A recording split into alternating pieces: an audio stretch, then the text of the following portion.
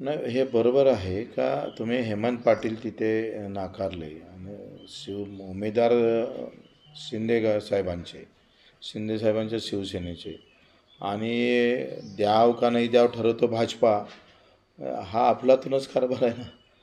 म्हणजे अजितदादाचे उमेदवारसुद्धा भाजपानं ठरवले. त्यांनी सांगितलं का हे तुमचे दोन उमेदवाराचे सर्वे चुकीचे येतात, तुम्ही दुसरे ठरवा. आणि यांचे उमेदवार पडले त्यांचे सर्वे. इथं भाजपवाले मागणी करत होते का अमरावतीतली सीट बदला, अमरावतीची सीट बदला, तिथली सीट मात्र बदलवली नाही. हा गेमच आहे व्यवस्थित. हे बरोबर नाही आहे. तुम्ही सांगा इथं सगळे भाजपवाले सगळे पदाधिकारी एकत्र होऊन नवनीत राणाला तिकीट देऊ नका अशा प्रकारचं मागणी होती.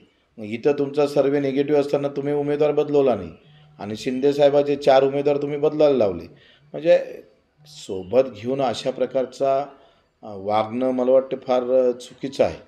म्हणजे अशामुळं भाजपावर कोणी विश्वास करणार नाही. शिंदेसाहेबांचा गेम भाजपकडे असं तुम्हाला म्हणायचं आहे? ते आता काही प्रमाणात तर केलेला दिसतेच.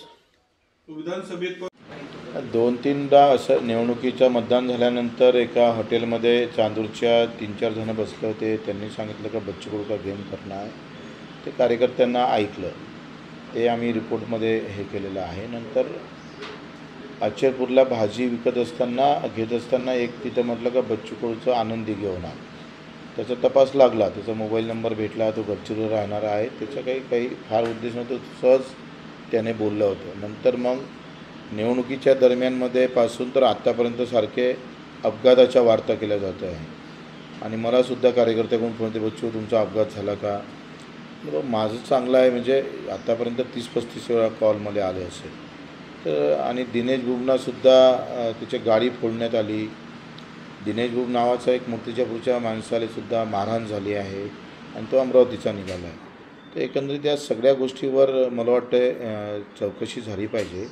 नेमकं त्याच्यामागचा काय हेतू आहे हे तपासला पाहिजे. याच्यासाठी आम्ही तक्रार केली आहे.